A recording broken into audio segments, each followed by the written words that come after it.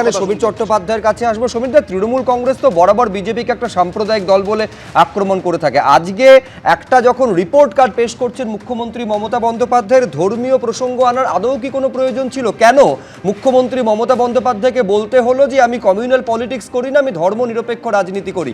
তার মানে 26 নির্বাচনের আগে কোথাও কি ব্যাক অফ দ্য মাইন্ড এই কাজটা করছে যে ধর্ম নিয়ে রাজনীতি করলে আসলে সেটা ডিভিডেন্ড দেয়?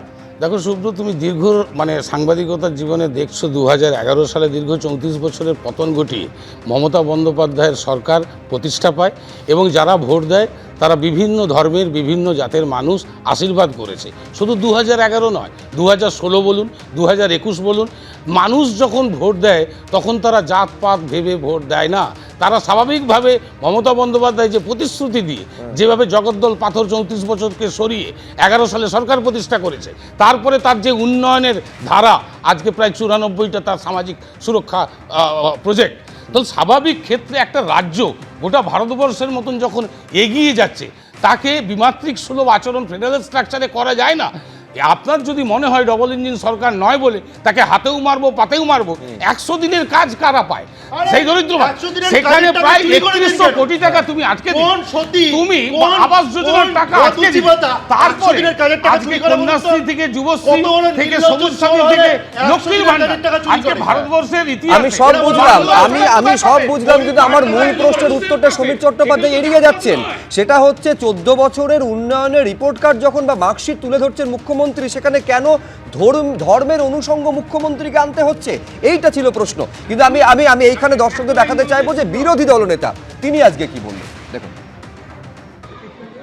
ঐক্যবদ্ধ থাকুন, আমাদের বাড়ির ছেলে মেয়েদের ভারতীয় সনাতন সংস্কৃতি শেখান, অবসর সময়ে একটু গীতাটা দেখুন, এই জাগরণের দরকার রয়েছে।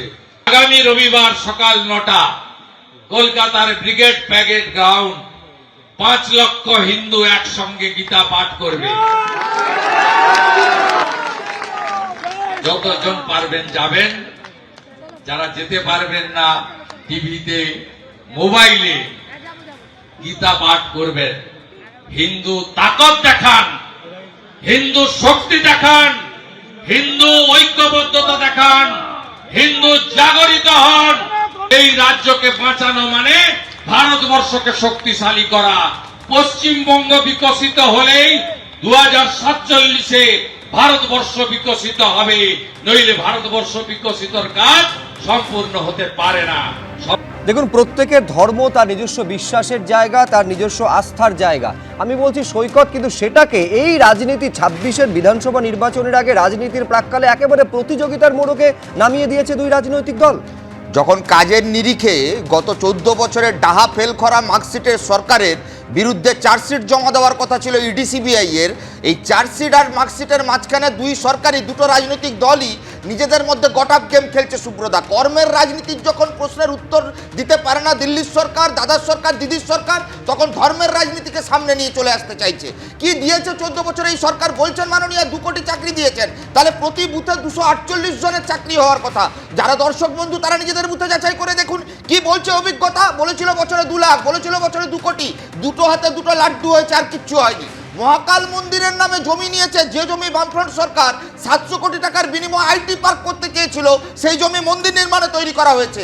আর আপনি আমরা ধর্ম রক্ষা করতে ব্যস্ত হয়ে পড়বো, আর মাঝখান থেকে কি হবে না, মাঝখান থেকে আদিবাসীদের ফেক এসটি হবে, এসটি সার্টিফিকেট বিলি হবে, মাঝখান থেকে ওবিসি সার্টিফিকেট জাল হবে, মাঝখান থেকে কি হবে, ওয়াকআপের নাম করে বিজেপি বিরোধিতার একটা মিছিল হবে, মাননীয় বিজেপির কাছ থেকে কন্ট্যাক্ট নিয়ে নেবেন, আর মুসলমানদের সঙ্গে বেইমানি হবে।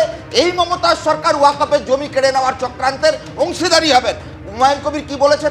মাননীয় বলেছেন অধীরবাবুকে হারাতে হবে, তার জন্য একটু এমন কিছু করো। কি বললেন হুমায়ুন কবির? বললেন হিন্দুদের কেটে ভাগীরথীতে ভাসিয়ে দেবো। তৃণমূল বিজেপি হিন্দু মুসলমানের বাইনারি করতে চায়, যে বাইনারিতে মাদারিহাটের তৃণমূলের একজন নেতা যিনি 6 মাস আগে বিজেপি করতেন, তারপর তৃণমূলে গেলেন, আবার 3 মাস পর আবার ফিরে এলেন বিজেপিতে। এই আয়ারাম গয়ারামের রাজনীতির মাঝখানে চুরি, দুর্নীতি, লুট, এসএসসি, প্রাইমারি, জল জমি জঙ্গল সমস্ত ইস্যু হাওয়া হয়ে যাচ্ছে। রাজবংশীদের 55 বর্মা বিশ্ববিদ্যালয়, মাস্টার আছে, 8000 স্কুল বন্ধ হয়ে গেল, কোনো উত্তর আছে?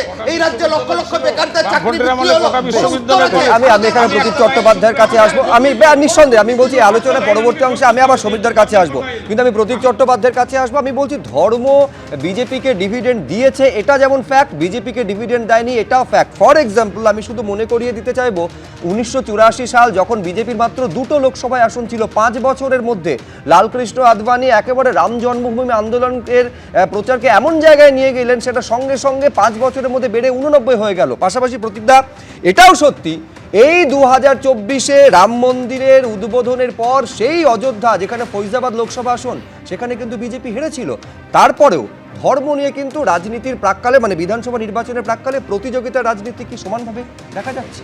না, একেবারেই দেখা যাচ্ছে। এবং আমার তো মনে হচ্ছে যে বিরোধী রাজনৈতিক দলের যিনি বিরোধী দলনেতা আজকে হিন্দুদের ঐক্যবদ্ধ হতে বলছেন। আমার মনে হয় যাদের চাকরি চুরি হচ্ছে তারা হিন্দু মুসলমান নির্বিশেষে চুরি হচ্ছে। যারা আজকে 100 দিনের কাজের টাকা পাচ্ছেন না, হিন্দু মুসলমান নির্বিশেষে পাচ্ছেন না। ফলে আজকে জোটবদ্ধ হওয়ার ডাক হচ্ছে গিয়ে যদি সরকারের বিরুদ্ধে হয় তাহলে সবাইকে জোটবদ্ধ হতে হবে। শুধু একটা ধর্মের জোটবদ্ধতার কথা বলছেন, সেটা খুবই একপেশে লাগছে। আর আপনি যদি রাজ্য সরকারের কাছে কথা বলেন তাহলে আজকে আপনি যথার্থ প্রশ্ন তুলেছেন যে সরকারের মার্কশিট যখন পেশ করা হচ্ছে তখন ধর্ম নিয়ে কথা বলার দরকার কি, এবং এত আগে হঠাৎ করে মার্কশিট পেশ করার দরকারটাই বা পড়লো কথায়। এখন তো এই কদিন এসআইআর নিয়ে খুব মাঠে ময়দানে অনেক চিৎকার চেঁচামেচি হচ্ছিল। তাহলে আগে ভোটার তালিকা সংশোধন হোক, ভোটার তালিকা সংশোধন হয়ে কারা ভোটার হবে নিশ্চিন্ত হয়ে আজকে মার্কশিট এত তাড়াতাড়ি কেন?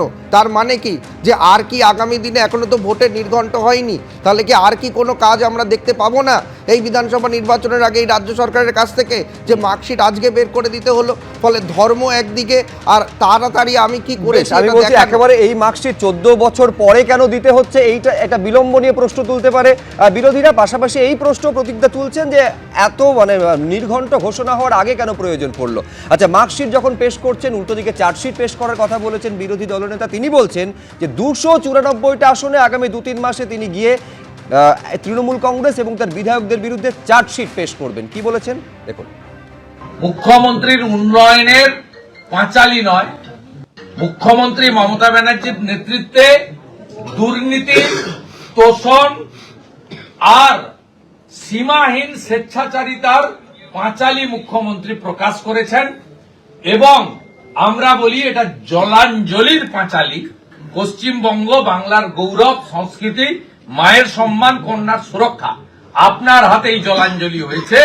এই মুখ্যমন্ত্রীর বিরুদ্ধে ভারতীয় জনতা পার্টি যথাসময়ে রাজ্য স্তরে ব্যর্থতার শ্বেতপত্র প্রকাশ করা শুধু নয়, 294টা বিধানসভা কেন্দ্রে আপনি 11, 16, 21-এর বাজেটে, ডিপার্টমেন্টাল বাজেটে কি কমিট করেছেন আর কি করেছেন। আমরা জানুয়ারি মাসে প্রতিটা বিধানসভাতে উপস্থিত হয়ে আপনার বিরুদ্ধে, আপনার নির্বাচিত এমএলএদের বিরুদ্ধে আমরা চার্জশিট দাখিল করি। এবিপি আনন্দ, এগিয়ে থাকে, এগিয়ে রাখে।